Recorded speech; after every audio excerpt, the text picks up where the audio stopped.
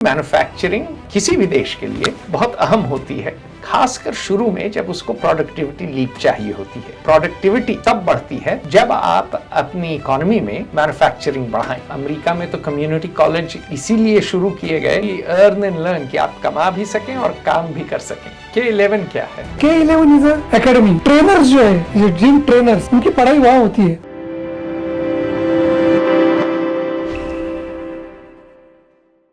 नमस्कार, fair observer Hindi में आपका स्वागत है। आज मेरे साथ हैं तुषार चिवटे, मेरे अभिन्न मित्र हैं और ये एंटरप्रेन्योर हैं।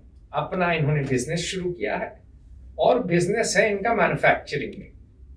और आज हम इसलिए इनसे बात कर रहे हैं क्योंकि मैन्युफैक्चरिंग किसी भी देश के लिए बहुत अहम होती है, खासकर शुरू में जब उसको प्रोडक्टिविटी लीप चाहिए होती है।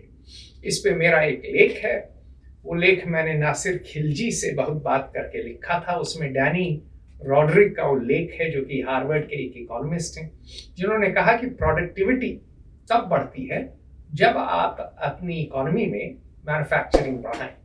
तो आज बात करेंगे हम तुषार जी की जीवनी पे। तो तुषार जी, स्वागत। नमस्ते जी। तो तुषार जी, आपने बड़ा संघर्ष किया है जीवन में, तो आप शुरू से बताइए, आपका जन्म कहाँ हुआ और बचपन कैसा था और पढ़ाई लिखाई आपकी कैसी हुई? शुरुआत से शुरू करिए। जी हाँ, तो मैं basically I am born and brought up in Pune only. मैं पुणे से ही हूँ। पुणे में 1969 में मेरा जन्म हुआ है। मेरी स्कूल पुणे की थी, मॉडर्न स्कूल। वहाँ मैंने 10th तक पढ़ाई की। बाद में मैंने मैकेनिकल ड्राफ्ट्समैन किया, उसके बाद डिप्लोमा इन मैकेनिकल इंजीनियरिंग किया। कहाँ से किया? ये डिप्लोमा इन मैकेनिकल इंजीनियरिंग मैंने गवर्नमेंट पॉलिटेक्निक से किया, पुणे से ही, मगर वो डिस्टेंस लर्निंग में किया। क्योंकि उस वक्त मुझे मतलब अर्न एंड लर्न दोनों चल रहा था मेरा। तो मैं जॉब करते करते मैंने वो डिप्लोमा किया। नहीं, बहुत लोगों का जीवन ऐसे ही शुरू होता है। खासकर आप देखिए, अमेरिका में तो कम्युनिटी कॉलेज इसीलिए शुरू किए गए कि अर्न एंड लर्न, कि आप कमा भी सकें और काम भी कर सकें। तो वो मैंने आपने मजदूरी वगैरह भी की उस समय? हाँ, मैंने एक्चुअली उस वक्त के हालात भी कुछ अच्छे नहीं थे। तो मैं एक्चुअली पहली जॉब जिसे कहे हम लोग, जॉब एज सच, उसको मैं 10 साल का था। और job means just like store keeper और ये जो काम थे वो मैंने किए। बाद में डिप्लोमा, मेरा मैकेनिकल ड्राफ्ट्समैन कंप्लीट होने के बाद मुझे भारत फोर्ज में जॉब मिली, कल्याणी ग्रुप में। वहाँ बाबा साहब कल्याणी के साथ। तो वहाँ मैंने 20 साल सर्विस की, राइट फ्रॉम 1989 से 2009 तक। तो 2009 तक मैं वहाँ था, मगर बिफोर दैट इन 2007 मैंने अपने खुद की शॉप की शुरुआत की थी, ऑन वेरी टाइनी बेसिस। मैं एक मशीन लेके चल पड़े थे हम लोग। और बनाते क्या थे हम लोग? उस वक्त जॉब वर्क करते थे। मतलब जॉब वर्क का मीन्स हम लोग जो बड़ी कंपनीज है उनके कुछ काम है जो आउटसोर्स करते हैं, तो वो काम हम करते थे। और मतलब वो छोटे छोटे काम हुआ करते थे, मतलब पूरा दिन भी नहीं, कभी कभी कंपनी चलाना मुश्किल होता था। मगर ऐसे से हमने शुरुआत की थी 2007 में। और 2007 में जब मैंने कंपनी शुरू की थी, तब उसका नाम Balaji micron craft works, BMW। Pune की BMW। और ये मैं और मेरे एक मित्र मनीष संखे, हमने मिलके शुरू किया था। वो 2000 मतलब at the time of COVID, due to some reasons, मेरे जो मित्र थे उन्होंने क्विट कर दिया। और फिर वो कंपनी तो मतलब लेकिन शुरुआत किया 2007 में दो- और चले 2000 कोविड आता है 2020 20 में। तो लेकिन 13 साल का साथ रहा। 13 साल का साथ रहा, और साथ तो आज भी है, मतलब एज अ फ्रेंड आज भी हम लोग बहुत अच्छे मित्र हैं। मगर कुछ कारणवश उन्होंने, कि उनको दूसरे कुछ बिजनेस में जाना था, तो क्या उन्होंने कर रहे हैं वो आजकल? उनका इंटरनेट सर्विस प्रोवाइडर है वो, थोड़ा कंस्ट्रक्शन का भी काम करते हैं। अच्छा। तो वो उसमें गए, और फिर मैंने 2020 में जैसे मेरी अर्लियर BMW थी, उसी के साथ साथ सिटी स्ट्रेंथ इंडिया LLP, ये जिस कंपनी के लिए जो हम लोग बैठे हैं बात कर रहे हैं, ये कंपनी की शुरुआत मैंने 2020 में कोविड में की। कोविड में की? हाँ, 4 अप्रैल 2020। अच्छा, मैं आपको रोकता हूँ। सिटी स्ट्रेंथ की आपने बात कर दी, ठीक है। पहले इस 13 साल जो आपने काम किया, वो क्या काम था? शुरू में जॉब वर्क, शुरुआत तो शुरुआत हमने जॉब वर्क में भी की थी। फिर बाद में क्या कर रहे थे हम लोग? बाद में मैंने जैसे कि 2-3 साल जैसे कंपनी चली, तो उसके बाद हमारे एक मित्र है, वो फिटनेस इंडस्ट्री में थे, तो हमने उनको कहा कि जैसे हम लोग ऑर्डिनरी बाकी इंजीनियरिंग काम कर रहे हैं, हमने तभी सुजलॉन का भी काम करते थे, जो विंडमिल बनाती है, उनके भी थर्ड पार्टी सप्लायर थे हम लोग। अच्छा, क्या बनाते थे सुजलॉन के लिए आप? हम लोग गाइडिंग बुश, यो कंपोनेंट का जो असेंबली था, वो असेंबली हम लोग बनाते थे। वो भी काफ़ी अच्छा काम था। फिर हमने ये जो हमारे मित्र मिले हमें, कि उनके लिए हमने डंबल्स, वेट स्टैक्स ये बनाना चालू किया। और वेट स्टैक मतलब जहाँ डंबल रखते हैं? नहीं, वेट स्टैक्स मीन्स वो जो मशीन से होती है जिम में, उसकी जो 5 kg की प्लेट्स रहती है। ओह, अच्छा, वो वाली। वो अच्छा। प्लेट्स हम लोग बनाते थे, कस्टमाइज थे। अब देखिए, मुझे ये भी नहीं पता। सर, हमारी फील्ड का एक्चुअली हम लोग किसी एग्जीबिशन में जाते हैं इंजीनियरिंग की, और हम लोग किसी को कहते हैं ना कि yes we are manufacturing dumbbells and weight stacks and all that things, तो उनको आश्चर्य लगता है कि यार डंबल बनाने की भी कोई कंपनी है। आई डोंट नो व्हाई ये लोग ऐसा क्यों लगता है। डंबल तो बनने तो नहीं, हाँ, किसी को तो उठाना है। मैं तो बहुत हल्के उठाता हूँ, भारी उठाने वाले हैं। तो ये हमने तभी उनको ये जो वेट स्टैक्स वगैरह बनाना चालू किया था, तो हम उनके ब्रांड के लिए बनाते थे, और उनके संयुक्त और अभी 1-2 कस्टमर्स हमने बढ़ाए जो इनके लिए हम लोग काम करते थे, उनके ब्रांड का काम करके देते। फिर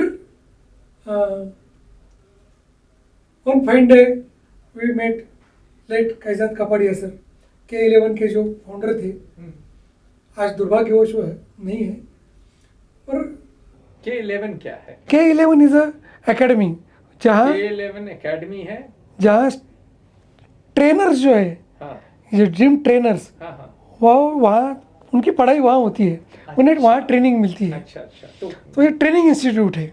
ट्रेनर्स के लिए ट्रेनिंग? हाँ, ट्रेनर्स ट्रेनिंग इंस्टीट्यूट है, मास्टर्स ट्रेनर्स वहाँ बनते हैं। तो और ये जिम में इंस्ट्रक्टर बनते हैं या हाँ, बॉडी बिल्डर के इंस्ट्रक्टर? नहीं, जिम्स के वो इंस्ट्रक्टर्स रहते हैं, पर्सनल ट्रेनर जिसे कहते हैं, वो बनते हैं। तो पारसी होंगे ना कपाड़िया साहब की? हाँ, पता नहीं, वैसे इतना मैं डिटेल्स गया नहीं, मुझे नहीं पता। तो उन्हें मिले, जब मैं मिला तब मैंने उनके इंस्टीट्यूट का नाम उधर डाल के दिया था डंबल्स पर, जो अमूमन हम लोग करते थे। और ये किस साल की बात है? ये 2020 फरवरी की। अच्छा, तो मैं जब उन्हें मिला, ये सिटी स्ट्रेंथ के पहले की? वहाँ सिटी स्ट्रेंथ के पहले की, मतलब जब मेरे दिमाग में सिटी स्ट्रेंथ एज सच कुछ था ही नहीं। तो मैं जब उन्हें मिला, उनको डंबल्स दिए, तो उन्होंने मुझे पूछा कि ये मेरा नाम इस पर क्यों इनग्रेव किया, मेरे इंस्टीट्यूट का।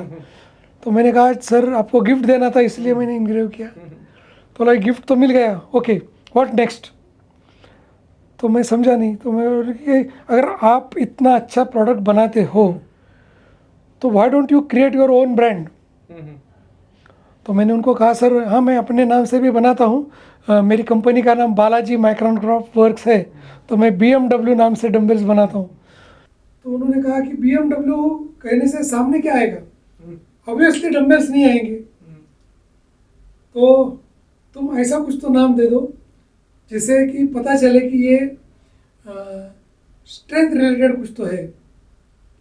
तो फिर मैंने उनको कहा कि ठीक है, मैं उस पर सोचूंगा। और फिर मैंने सोच विचार से कुछ ज़्यादा मिला नहीं, तो मैंने खुद का ही नाम डाल दिया, Chivte Tushar strength, that is city strength. और ये मैंने 4 अप्रैल 2020 को मैंने कंपनी लॉन्च की एज अ ब्रांड। और फॉर्चुनेटली मुझे मेरा ब्रांड रजिस्टर्ड भी हुआ। आज मेरा ब्रांड रजिस्टर्ड है और आज हम मतलब 5 साल कंप्लीट कर चुके हैं और तकरीबन 21 स्टेट्स में इंडिया के हमारा प्रेजेंस है। अति उत्तम ना। अब बात करते हैं आपके डंबल्स की, क्योंकि आपने मुझे भी दिया था, मेरा नाम लिख के ही दिया था। हाँ। और वो डंबल जो है उठाते वक्त वो एंटी क्लॉकवाइज घूमते हैं। तो अब आप समझाइए, मैंने डंबल काफ़ी प्रयोग किए हैं, काफ़ी जगह किए हैं, कई देशों में किए हैं, लेकिन ये वाले डंबल मैंने पहली दफ़े देखे। तो आप बताइए ये टेक्नोलॉजी क्या है, इसकी आइडिया आपको कब आई और इसको बनाने में क्या आपको अन्वेषण करना पड़ा, क्या इनोवेशन करना पड़ा, समझाइए हमें। ये जो रोटेटिंग टाइप डंबल्स है, एक्चुअली इसकी टेक्निक बहुत सिंपल है बट इनोवेटिव है। वो भी सिंपल है मगर इनोवेटिव है। इनोवेटिव इसलिए है, जनरली लोगों को जो आदत है वो फिक्स प्लेट डंबल्स की है, जो नॉर्मली डंबल्स मिलते हैं। आपके डंबल के पहले मैंने वही उठाए थे। नहीं, अभी बहुत लोगों को मैं जब बोलता हूँ कि रोटेटिंग तो वो क्या है, वहाँ से शुरुआत होती है। ये जो हमने बचपन में हम लोग स्कूल में जब पढ़ते हैं तो न्यूटन का जो लॉ है, थर्ड लॉ, वो कहता है कि every action has equal and opposite simultaneous reaction. तो वो जो अपोजिट रिएक्शन है, हम लोग डंबल्स उठाते हैं तो अगेंस्ट ग्रेविटी उठाते हैं। तो अगेंस्ट ग्रेविटी जब उठाते हैं तो जब वो घूमते हैं, आप जर्क करते हो, नॉर्मल कंडीशन में घूमते नहीं हो। जब आप उसको जर्क देते हो, जर्क मिलने के बाद वो घूमते हैं। अगर वो नहीं घूमे, ऑर्डिनरी डंबल जो नहीं घूमते, वो जर्क के वक्त आपके जोड़ों पर उसकी इम्पैक्ट आ जाता है, एडवर्स इफेक्ट हो जाता है। तो वो जोड़ों पर एडवर्स इफेक्ट ना, शॉक मिलता है, वो ना हो, इसलिए वो घूमते। It means at that time weight remains same, weight में कोई फ़र्क नहीं होगा, मगर एनर्जी लॉस हो जाता है। वो एनर्जी लॉस है वो आपके जॉइंट्स को रिलीफ देता है, मतलब वो एडवर्स इम्पैक्ट उस पर होने नहीं देता।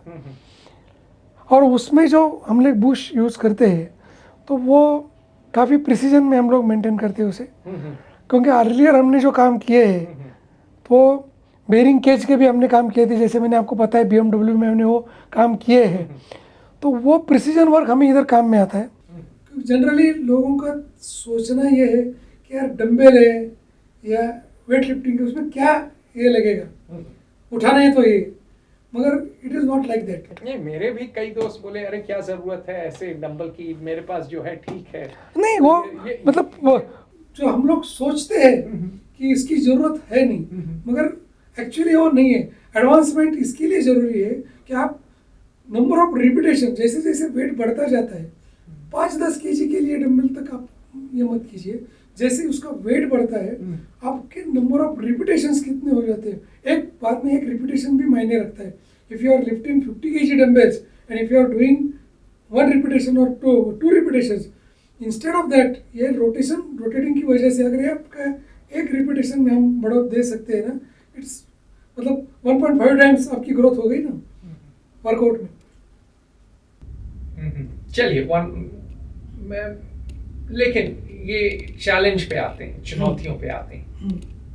आप एक नया तरीके का डंबल बना लें, बाजार में सस्ता चीनी माल आ रहा है, ठीक। खैर आपका डंबल महेंद्र सिंह धोनी इस्तेमाल करते हैं, आपने उनके जिम को सप्लाई किया है, लेकिन बहुत कम लोग धोनी की तरह हैं, ठीक। अधिकांश लोग चलता हुआ है। तो आपकी ग्रोथ कैसे हो रही है और क्या क्या चैलेंज आ रहे हैं आपको, चैलेंजेस समझाइए हमें। अभी ग्रोथ की पहले हम बात करें तो पहला 1 साल तो मुझे लोगों को वो कन्विंस करने में ही गया कि ये है क्या, यार ये क्यों बना रहे हैं, चिड़िया का नाम, हाँ ये क्यों, क्या ज़रूरत क्या है इसकी। तो मुझे जब उनको समझाते समझाते मतलब शुरुआत मेरी काफ़ी इसमें रही कि एक पेयर दो पेयर ऐसे जनरली लोग घर में यूज़ करने के लिए लेते थे, वो भी काफ़ी दोस्त वगैरह लोगों ने लिए। पहला छोटा ऑर्डर मुझे मिला जिम का, वो मुंबई के एक पार्टी ने दिया, काफ़ी समथिंग लाइक 500 केजी का डंबल का ऑर्डर था। तो पूरे साल में मैंने कुछ 600-700 केजी डंबल्स बेचे थे, मतलब 500 केजी एक बंदे ने लिए थे और 200 केजी में मेरे बहुत सारे कस्टमर हो गए। किसी ने 10 केजी लिए, किसी ने 20 केजी लिया, ऐसे 500 केजी वाले जिम होंगे। हाँ, एक ही जिम वाले ने लिया जिसको वो समझ में आ गया कि वो क्या है। और बाद में एक उड़ीसा में एक बंदे ने मुझे dumbbell, plates, fix plate barbell, ये सारे के मुझे तकरीबन 3 टन तक का ऑर्डर दिया, सिंगल ऑर्डर। और ये जिम है? जिम क्या नाम है इस जिम इनका का? जिम का नाम था फिटनेस मंत्रा, भुवनेश्वर में। और ऑर्डर देने वाले कौन थे? ऑर्डर देने वाले थे विक्रम साहू। अच्छा, विक्रम साहू। हाँ, उड़िया हैं। उड़िया है और अभी मेरे काफ़ी अच्छे मित्र बने हैं। तो उन्होंने जब लिया मुझसे और उनके पास जैसे मेरे डंबल्स गए तो वहाँ सब लोग पहली बार ही देख रहे थे, उनकी बड़ी जिम थी, लोग आने लगे, अरे यार this is something great, this is something new. तो फिर वहाँ से हमारा लोगों तक पहुँचना चालू हुआ। और फिर जनरली हमारा मतलब कंपनी भी इतनी बड़ी नहीं है और नहीं थी भी उस वक्त कि हम लोग मार्केटिंग में कुछ ज़्यादा खर्चे कर सके। तो ऑर्गेनिक मार्केटिंग ही हुई, किसी ने देखे, अरे यार अच्छे है, अरे ये भी अच्छे, ये कौन है। तो फिर लोगों का मुझे कॉल्स आनी चालू हुए कि हमें भी चाहिए, हमें भी चाहिए। तो फिर 1 से 2, 2 से 4 ऐसे बढ़ते बढ़ते आज जैसे मैंने आपको बताया कि 21 स्टेट में मेरा प्रोडक्ट जा रहा है। आपका प्रोडक्ट तो जर्मनी पहुंच गया। आपने स्वेन को भी स्वेन को दिए थे, हाँ। स्वेन को दिए थे, जो मेरा मित्र है। आपने मुझे दिए हैं तो वॉशिंगटन डीसी में मैं ले गया, 10 किलो ही ले गया।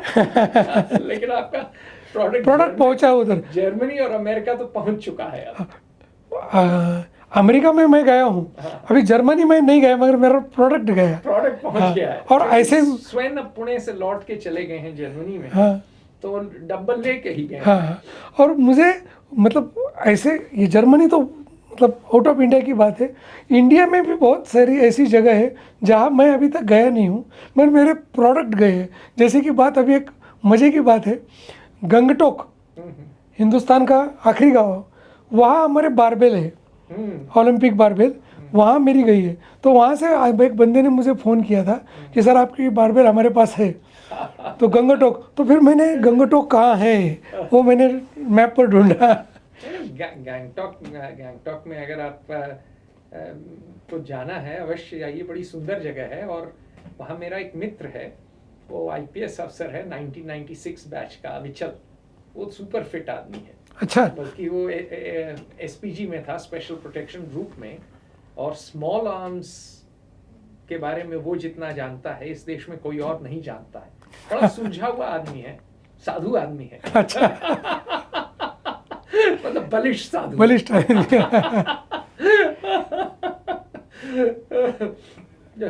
तो हाँ, तो आगे चलिए। तो आपका प्रोडक्ट कई जगह पहुंचा है, लेकिन चैलेंजेस शुरू में आए, लेकिन अभी भी आपको ब्रांडिंग में और काम करना है। एक चैलेंज वो है, प्राइस पॉइंट भी एक चैलेंज है क्योंकि आपका प्रीमियम प्रोडक्ट है ना। दो और क्या चैलेंज है आपके?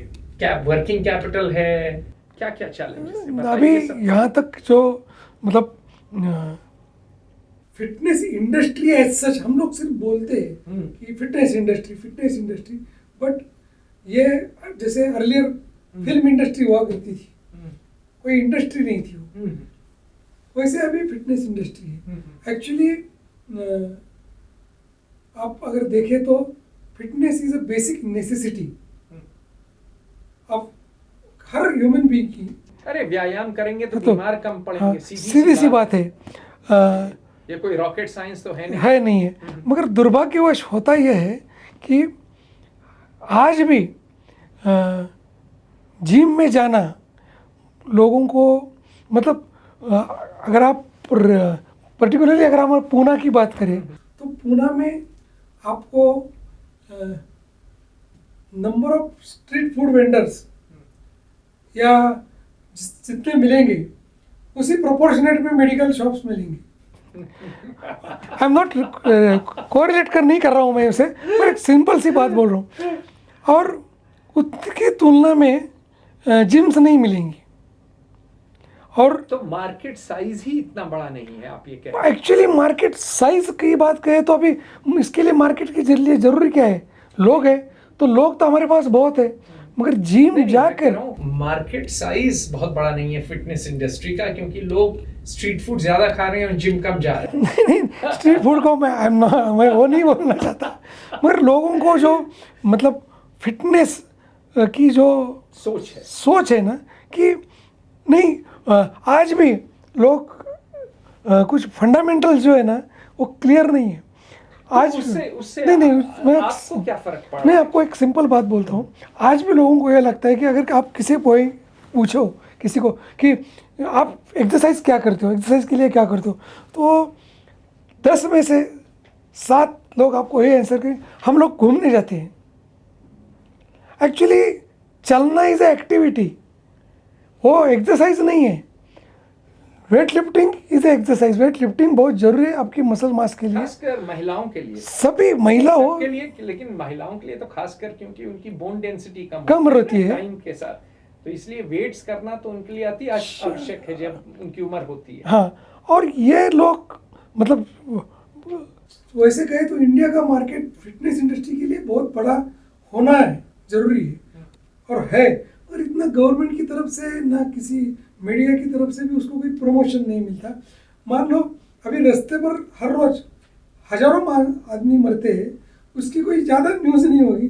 जिम में कोई गलत किसी कारणवश एक बंदा भी अगर किसी गड़बड़ हो जाती है, उसकी मौत हो जाती है, तो सारे न्यूज़ चैनल उसको न्यूज़ बना देंगे, जिम में आदमी मर गए, जिम में। मतलब पहले लोग जाने से रहे, और ऐसी न्यूज़ आप और उसको ये करोगे तो मतलब निगेटिविटी ज़्यादा फैलती है उससे।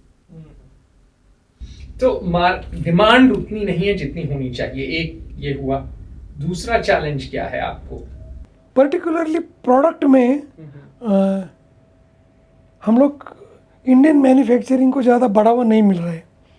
अच्छा, वो भी चैलेंज है। वो मेजर चैलेंज है। अच्छा। वो इसीलिए एक और इंटरव्यू, एक और वार्तालाप करेंगे हम इस पे, इंडियन हाँ। मैन्युफैक्चरिंग पे। अभी इस पे संक्षिप्त में प्रकाश डालिए और विस्तार में इस पे लंबी बात करेंगे। तो जिम का जो बिजनेस है तो उसमें लोग ये जो कॉरपोरेट सेक्टर है जिम का, कॉरपोरेट जिम्स, तो वहाँ तो हमें वैसे कोई कंपटीशन नहीं है ज़्यादा, क्योंकि हमारा प्रोडक्ट बढ़िया है तो लोग ऑब्वियसली। और हम लोग एक जो एडिशनल मैं सर्विस देता हूँ, मैं वो जिम का जो नाम है वो इंग्रेव करके देता हूँ, तो उनके लिए वो ज़्यादा मज़ेदार बात रहती है उनके लिए कि उनका जो सिटी स्ट्रेंथ भी डालते हैं। सिटी स्ट्रेंथ भी डालता हूँ, दोनों डालते हैं। दोनों। जैसे आपने मेरे डंबल पे हाँ। डाला है, मेरा नाम भी है और आपका नाम भी है। हाँ, आपकी कंपनी का नाम, मेरी कंपनी का नाम, तो वो मतलब को ब्रांडिंग हो जाता है। और अभी जैसे कि मैंने जिसको पहले डंबल दिए थे, अभी 4 साल हो गए, 4 साढ़े 4 साल, वो आज भी वही डंबल यूज़ कर रहे बड़े, और उसी का ही एडवर्टाइज कर रहे हैं। तो मतलब मैं जो प्रोडक्ट बना रहा हूँ उसके पीछे जो मेरी खुद की आइडियोलॉजी है कि एक बार कोई बंदा मुझसे अगर प्रोडक्ट ले तो सालों साल उसके पास चले रहे। ठीक है, लेकिन आपने कहा कि मैन्युफैक्चरिंग को बढ़ोतरी नहीं मिल रही है। हाँ, और ये बात, इस पे विस्तार में बात करेंगे। देखिए, नरेंद्र मोदी इस देश के प्रधानमंत्री, उन्होंने कहा था कि 2025 तक मैन्युफैक्चरिंग 25% कर देंगे वो जीडीपी की। आज वो 13.5% है, तो बहुत दूर है। बल्कि 2014 में या उसके लगभग 17.5% प्रतिशत थी। सो 17.5% से 13.5% गिरी है मैन्युफैक्चरिंग, मेक इन इंडिया के बावजूद, सारे नारेबाजी के बावजूद, सारे हो हल्ला धक्के के बावजूद। आप बताइए अपने दृष्टिकोण से चैलेंज क्या आ रहा है आपको अपने लेवल पे? हम लोग जब अभी मैन्युफैक्चरिंग में हैं तो चैलेंजेस कई प्रकार के हैं। फर्स्ट थिंग कि आपको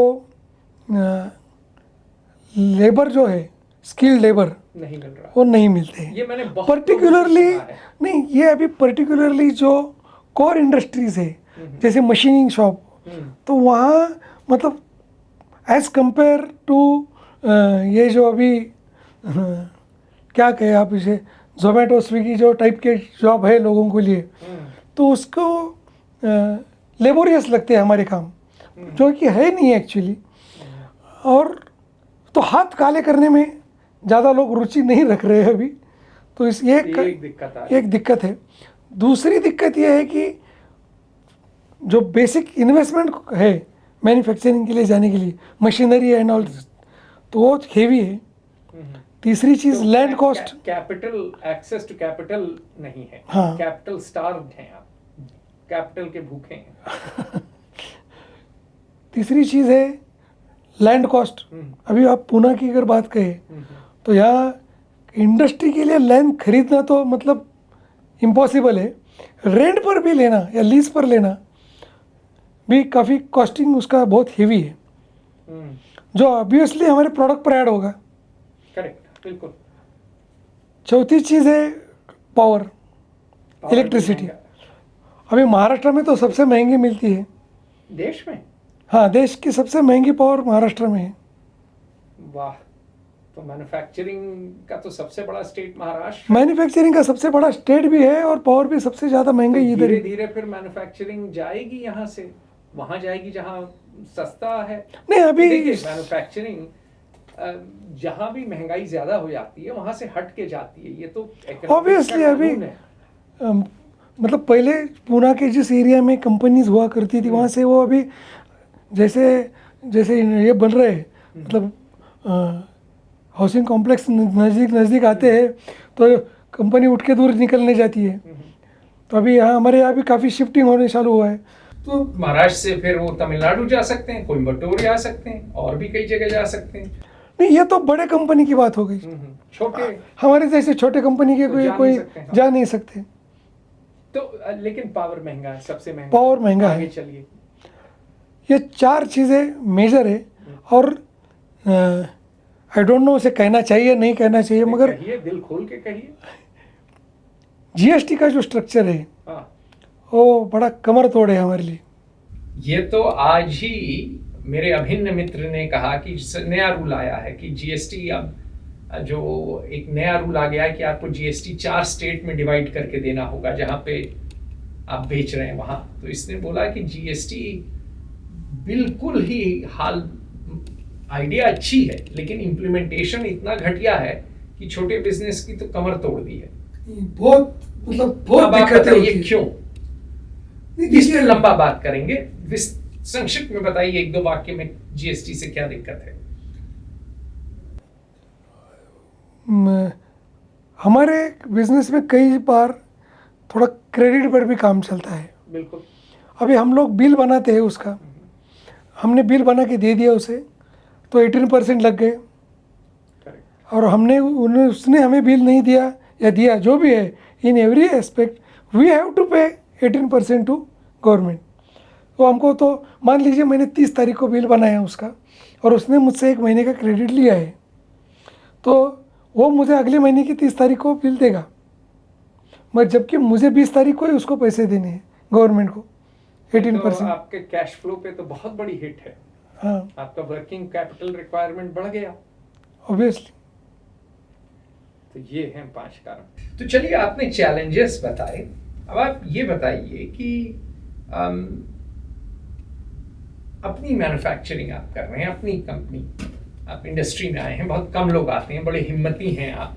अधिकांश लोग तो ट्रेडिंग भारत में करना चाहते हैं कि उठाया चाइना का माल और मिला मुलू के बेच दिया, उसी को मैन्युफैक्चरिंग कह दिया।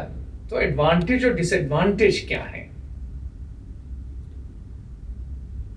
अब मैन्युफैक्चरिंग के एडवांटेज, मेरी सोच, मतलब आज मेरी कंपनी बहुत छोटी है मगर मेरी सोच छोटी नहीं है, फ्रैंकली स्पीकिंग।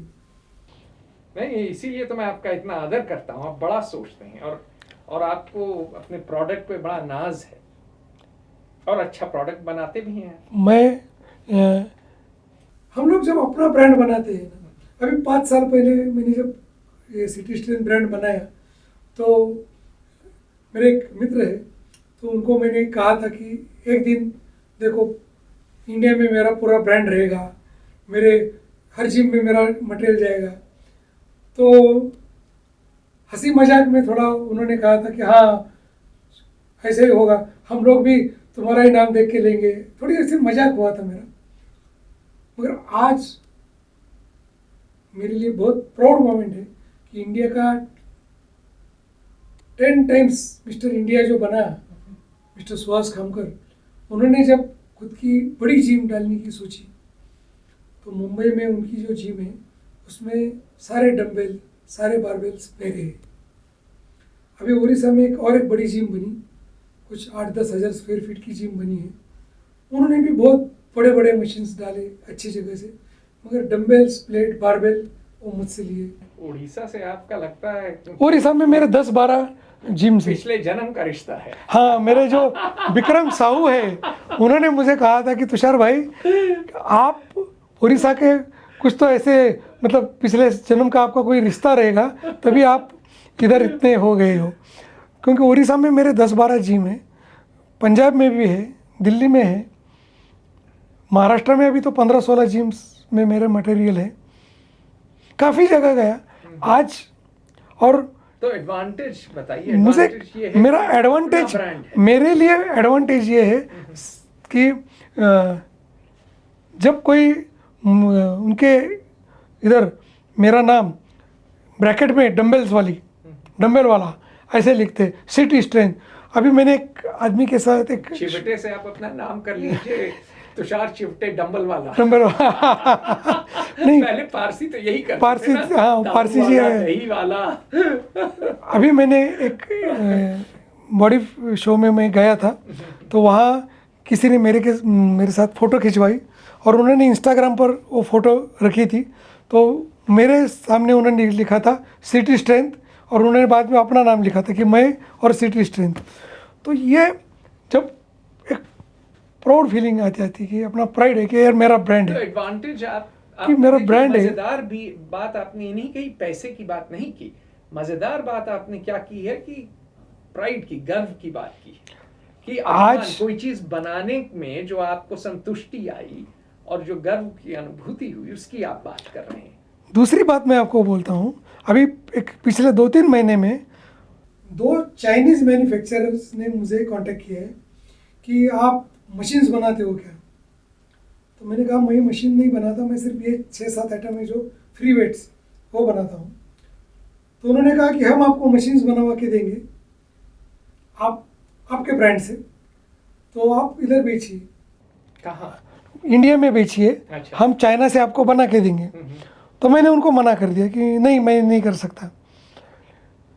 तो मतलब सिंपल सी बात है, ऐसे बिजनेस देखेंगे तो शायद हो जाएगा मेरा बिजनेस कि मेरा मशीन्स भी बनेंगे, पर मुझे वो करना ही नहीं है क्योंकि अपनी स्पर्धा उनके साथ ही है कि अगर आज एक दिन ऐसा आएगा कि मेरा प्रोडक्ट चाइना में भी बिकेगा और लोग चाइना में मेरे नाम से प्रोडक्ट लेंगे और तब इंडियन ब्रांड जो तथास्तु। थैंक यू और इंडियन ब्रांड मुझे उसी चीज़ की, मैं जब एडवर्टाइज भी करता हूँ ना, मैं कंपनी का नाम सिटी स्ट्रेंथ इंडिया लिखा है, सिटी स्ट्रेंथ इंडिया LLP, कि हमारा ब्रांड है, अपना ब्रांड है और अपना मतलब वो मज़ा ही अलग है, अपना खुद का है, अपने देश का है। बिल्कुल। आप देखिए, आप तो एक जमाने में फौज में जाना चाहते थे। हाँ। 2 दफे मेरे साथ NDA में भी आया था। नेशनल डिफेंस एकेडमी खड़गवासला आ चुके हैं, तो आप में तो राष्ट्रीयता कूट कूट के भरी हुई है। तो ये बताइए कि अरे 2 चीज जरा सा पीछे जाते हैं, आप फौज में कैसे नहीं गए, एक, और दूसरा जो आप बात कर रहे हैं कि इंडियन ब्रांड और आप पूरी दुनिया में एक्सपोर्ट करेंगे, उसका विचार कैसे आया? आप दोनों चीजें बताइए। पहली चीज़ फौज की, तो बचपन से बहुत शौक था मुझे, मतलब पैशन था मेरा वर्दी का, क्योंकि वो और आज की तारीख में भी वो वर्दी में जो मज़ा है वो शायद किसी और चीज़ में है नहीं। मगर अनफॉर्चुनेटली मेरी आँखों का प्रॉब्लम था, मैं कलर ब्लाइंड डिटेक्ट हो गया और उस पर कोई मतलब इलाज नहीं था, तो मेरे वो फौज के रास्ते ही बंद हो गए थे। और आपके कारणवश मुझे इंडिया में भी जाने का मौका मिला, तो मुझे काफ़ी मतलब बहुत मज़ा आया उस दिन जब मैं इंडिया में गया और डायरेक्ट अपनी मुलाकात तो इंडिया चीफ के साथ हुई। तो चीफ नहीं, वो चीफ से 1-2 लेवल बिलो थे, बट नहीं, लास्ट ईयर जब हम लोग गए थे तो इंडिया भी डेप्यूटी कमांडर, डेप्यूटी कमांडेंट थे। बिल्कुल बिल्कुल, बढ़िया आदमी थे, सज्जन आदमी थे। डोगरा साहब, संजीव जी, हाँ, बढ़िया आदमी थे। इस दफे तो आपके नेवी के मराठी, हाँ, मोकाशी साहब से मिले हम लोग। तो ये तो अब आप आइए कि ग्लोबल मार्केट्स में बेचने का अरमान कहाँ से जागा? हम लोग जब छोटे थे तो तभी एक बात देखिए, आज भी कोई इलेक्ट्रॉनिक आइटम लेना है तो हम लोग कहते हैं कि सोनी का ले लो, अकियो जापानीज ले लो। क्या नाम था उसका? अकियो मोरिता जो फाउंडर था। हाँ, मुझे सॉरी, मुझे वो नाम नहीं याद, मगर वो जापानीज टेक्नोलॉजी इसमें अच्छी है, तो हमारी टेक्नोलॉजी कहाँ कम है, हम कहाँ कम हैं, हम भी कोई अच्छी चीज़ बना सकते, मेहनत कर सकते। तो आई डोंट नो एग्जैक्ट कितने दिन लगेंगे, मगर वो दिन भी ज़रूर आएगा कि मेरा डम्बेल्स, मेरे प्रोडक्ट इंटरनेशनल मार्केट में भी मेरे ब्रांड से जाएंगे।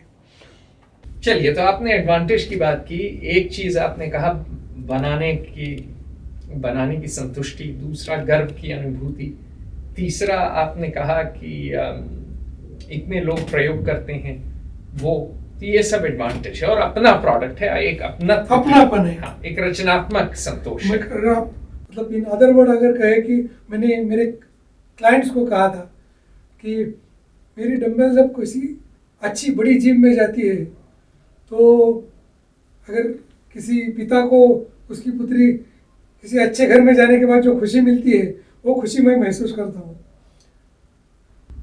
चलिए, तो ये तो बहुत आपने अच्छी बात कही, आपका इतना दिल बसा हुआ है चीज़ें बनाने में, एंटरप्रेन्योरशिप में, मैन्युफैक्चरिंग में, अपने डंबलों में, तो बड़ी अच्छी बात है। अब आप ये बताइए डिसएडवांटेजेस क्या हैं सिटी स्ट्रेंथ जैसी छोटी कंपनी चलाने में, मैन्युफैक्चर करने में? डिसएडवांटेजेस में पहली आ जाती है कि लिमिटेशंस बहुत आ जाते हैं। लिमिटेशंस दो तरह के हैं, एक कि हमारा जो टाइम है डिलीवर करने का प्रोडक्ट, वो मैन पावर कम होने की वजह से थोड़ा ज़्यादा होता है, और मतलब हम लोग चालू चीज़ें नहीं दे रहे तो उसमें थोड़ा टाइम जाता ही है बनाने में। दूसरी एक चीज़ ये होती है कि अर्लियर जो है वो मैं दूसरों के लिए बना के देता था, तो मेरे पास एज कंपेयर टू टुडे काम थोड़ा ज़्यादा हुआ करता था, क्योंकि मैं 3-4 लोगों के लिए बनाता था। अब खुद के लिए बना रहा हूँ और तो खुद अकेला ही हूँ, तो मेरा ब्रांड से बनाने में मॉनिटरी लॉस होता है, पैसा कम आ रहा है, मगर मैं उसको अभी ध्यान नहीं दे रहा हूँ उसे, क्योंकि मुझे इस पर पूरा भरोसा है कि मेरा ब्रांड जैसे जैसे लोगों के पास जाएगा तो ऑब्वियसली मुझे मेरा काम बढ़ना है। और जैसे कि मैंने आपको अर्लियर बताया कि अगर चाइना से लोग मुझे कांटेक्ट कर रहे हैं ये इंडस्ट्री के, तो आज नहीं तो कल मैं जो पहले 3-4 लोगों को, 3-4 कंपनीज को माल जितना देता था वो खुद का अकेले के उतना बनाऊंगा। देखिए, ये बड़ी अचरज की बात है मेरे लिए कि चीनियों को आप जैसे छोटे मैन्युफैक्चरर के बारे में पता है। इसका मतलब वो भारत के मार्केट में काफ़ी अंदर तक घुसे हुए हैं। यस, इंटेलिजेंस उनकी अच्छी है, मार्केट इंटेलिजेंस काफ़ी अच्छी है। चलिए, आपने डिसएडवांटेज बताए कि समय ज़्यादा लगता है, पैसे आप कम कमा रहे हैं, और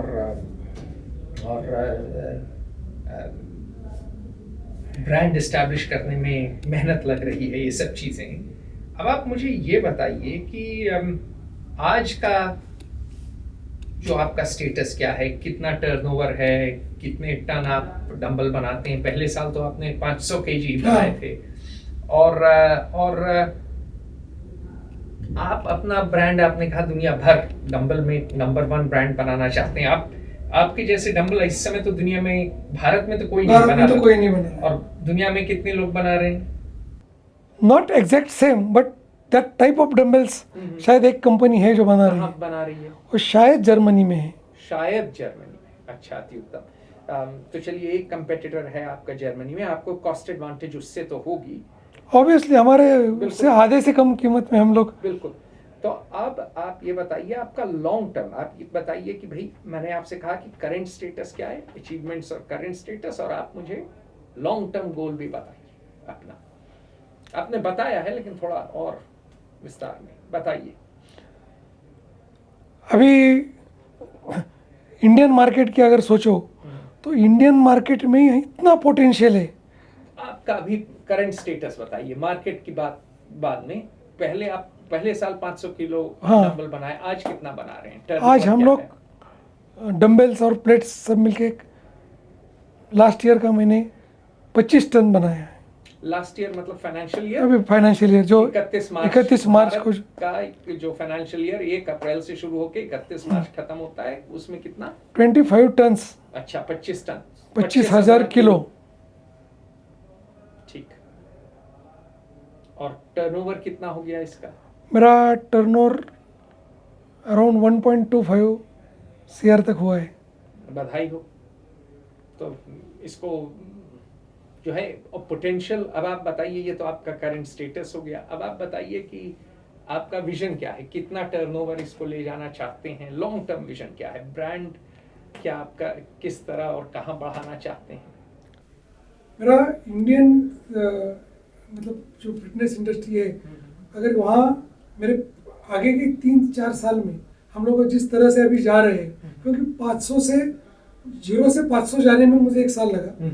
500 से नेक्स्ट ईयर हम लोग गए थे, कुछ 4-5 टन तक ही पहुंचे थे। उस ढंग से अभी लास्ट ईयर हमारा काफी अच्छा गया। 5 साल में 500 से 25,000 गए हैं। हाँ।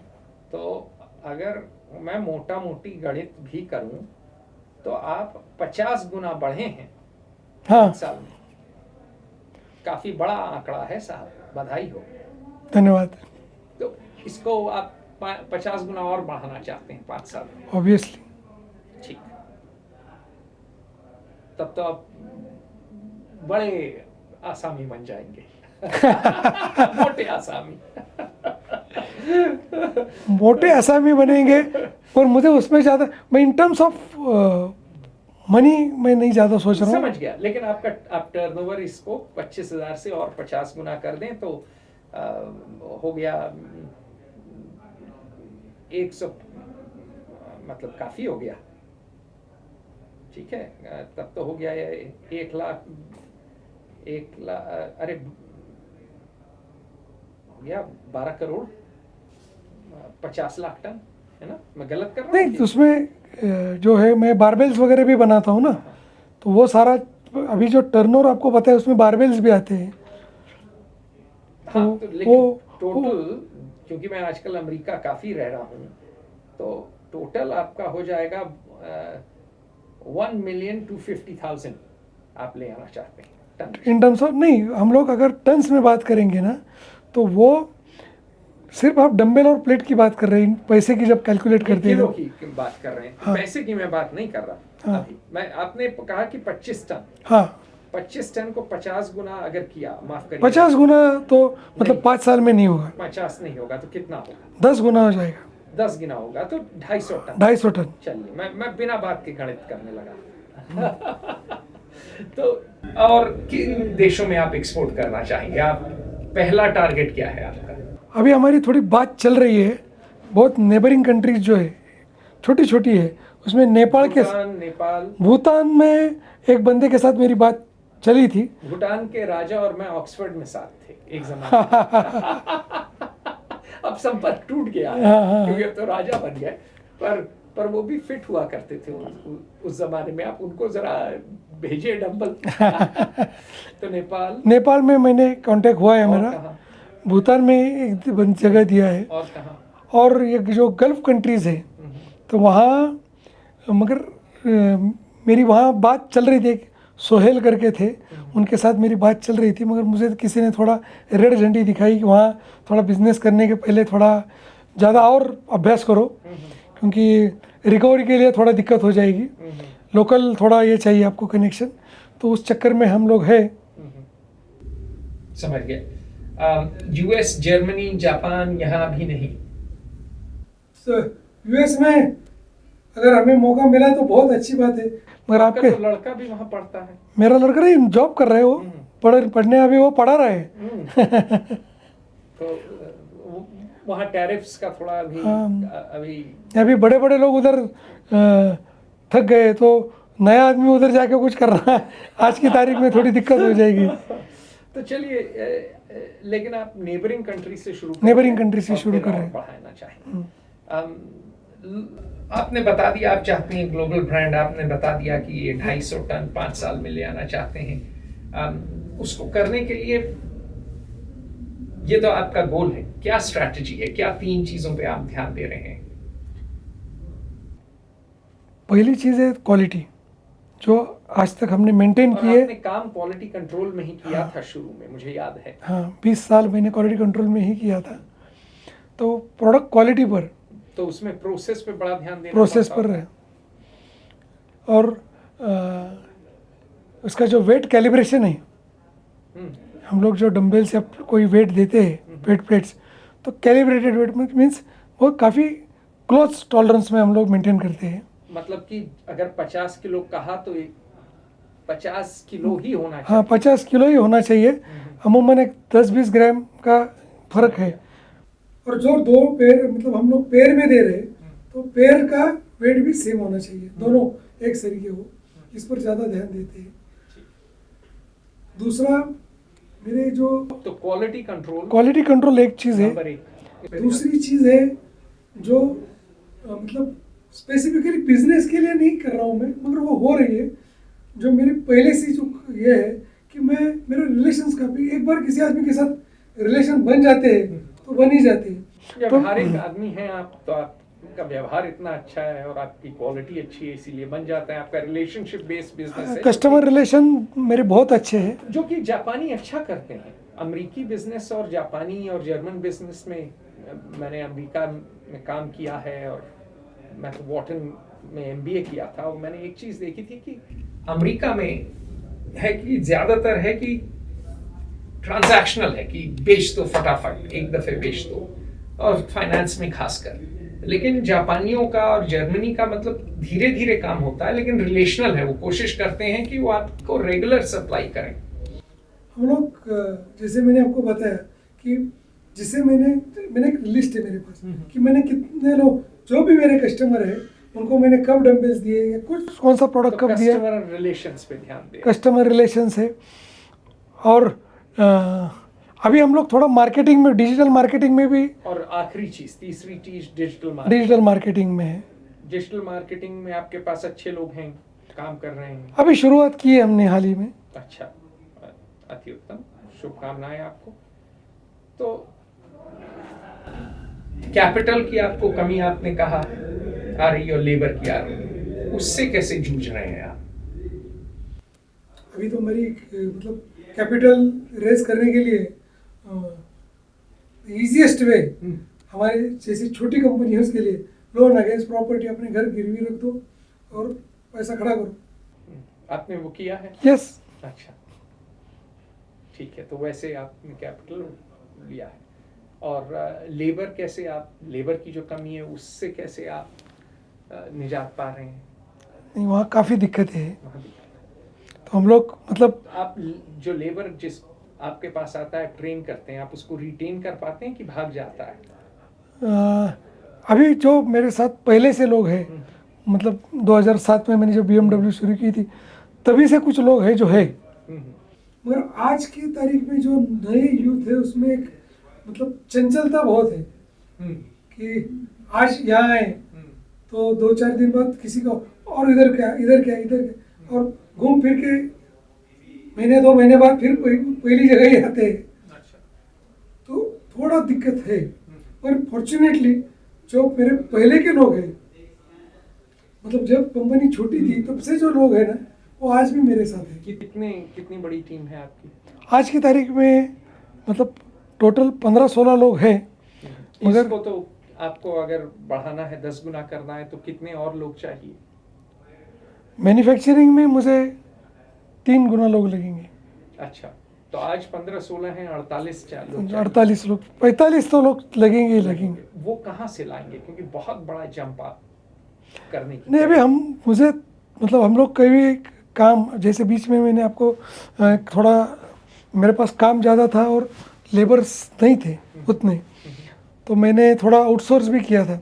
कटिंग वगैरह जो कंपैरेटिवली जो क्रिटिकल काम नहीं है, बेसिक लोअर एंड का काम है, वो मैंने आउटसोर्स करके, मतलब जिससे मैं पहले बार के लिए भी आपको प्रोसेस बनानी होगी। आउटसोर्स तो टोयोटा भी करती है, लेकिन टोयोटा का एक बड़ा अच्छा प्रोसेस है। हाँ, नहीं हम लोग मतलब हमें मालूम है कि हमें फिनिश प्रोडक्ट हमें क्या करना है, तो हम लोग वही काम मैंने बाहर दिया था कि अगर उसने कुछ भी गलती की तो भी मुझ पर, मेरी क्वालिटी पर कुछ इम्पैक्ट नहीं आएगा। जैसे कि cutting, bar cutting, that is not कोई ऐसे ये नहीं था, बट फिनिश प्रोडक्ट मेरे इन हाउस ही बनेगा। और मैं जैसे आपको एक बार ऐसे मीटिंग में मैंने आपके साथ बताया था कि मैं वही चीज़ बेचता हूँ जो मैं बनाता हूँ। नहीं, सत्य, लेकिन आप मुद्दे पे आते हैं कि आपको 15-16 से 45-48 लोग चाहिए, बहुत बड़ा तिगुना करना है। वो लेबर कहाँ से लाएंगे, उसको ट्रेन करके रिटेन कैसे करेंगे आप? कोई स्ट्रैटेजी है आपकी, कोई तरीका है? आज की तारीख में तो तरीके बहुत है, और ये वर्क करेगा इसका मुझे कॉन्फिडेंस नहीं है प्रैक्टिकली स्पीकिंग, क्योंकि तरीके बहुत है। हम लोग अभी कई कॉलेजेस में जाते हैं, जो उनके यहाँ फ्रेश रिक्रूटमेंट रहती है जब, तो हम लोग उनको बताते हैं कि आप हमारे साथ आ जाओ, कि जो एक्सपीरियंस मिलेगा, अच्छी मशीन्स पर काम करने को मिलेगा, ब्रांड कंपनी का है, आगे जाके आपको इसका हम लोग अगर सर्टिफाइड भी करते हैं आपको कि इन्होंने हमारे साथ काम किया है, तो भी आपको ये मिलेगा। और फर्स्ट जॉब मिलना बड़ी कंपनी में तो दिक्कत है ही आज। तो आज why don't you start with small company. और छोटी कंपनी में काम करने का एक एडवांटेज ये रहेगा कि सारे डिपार्टमेंट में आप काम करोगे। बड़ी कंपनी में कोई जाता है नया बंदा, तो उसको मतलब कोई ऑटोमोबाइल कंपनी में गया तो जिंदगी भर वो टेल लैम्प बिठाएगा, तो उसको मालूम नहीं हेडलैम्प का काम कैसे चलता है। तो आप इस तरह युवाओं को आकर्षित कर रहे हैं हम लोग कि आप हमारे साथ जुड़ जाओ। हम, और मतलब कई जगह तो हम लोग जो नॉन टेक्निकल भी है, तो उनको भी हम लोग कहते हैं कि हम आपको ट्रेन करेंगे। मतलब कोई ग्रेजुएशन किया है, BA BS BCom, जिसकी आज की तारीख में प्रैक्टिकली कोई वैल्यू ही नहीं रही। बिल्कुल नहीं, डिग्री की तो कोई वैल्यू ही नहीं है। इंजीनियरिंग डिग्री की वैल्यू नहीं रही, PhD की कोई वैल्यू नहीं है। ग्रेजुएट छोड़िए, इतने लोग PhD लिए फिरते हैं कागज। तो हमने उनको मतलब, लेकिन नौकरी उनके लिए ही नहीं। और जस्ट मैंने अपने इंटरव्यू के शुरू में जो आपको बताया था कि जो सिटी में जो लोग हैं, उनकी दिक्कत वही है कि हाथ काला नहीं करना चाहते। तो गांव के हाँ, वही गांव के लोग को हम लोग थोड़ा अभी ये कर रहे हैं। फॉर्चुनेटली मेरे पास जो लोग हैं वो गांव से ही है, मगर अभी 15 साल में वो पुणे के हो गए। तो वो जो गांव के थे, अभी उन्होंने पुणे में फ्लैट्स वगैरह लेके वो पुणे के हो गए। तो आपको गांव जाना होगा। ये आपकी स्ट्रैटेजी है। चलिए तुषार जी, बड़ा अच्छा लगा आपसे बात करके, कई मुद्दों पे बात की। मेरी शुभकामनाएं आपके साथ है। अगर आप ये देख रहे हैं, आपको पसंद आया, फेयर ऑब्जर्वर हिंदी लाइक करिए, सब ये वीडियो लाइक करिए, फेयर ऑब्जर्वर हिंदी का चैनल सब्सक्राइब करिए।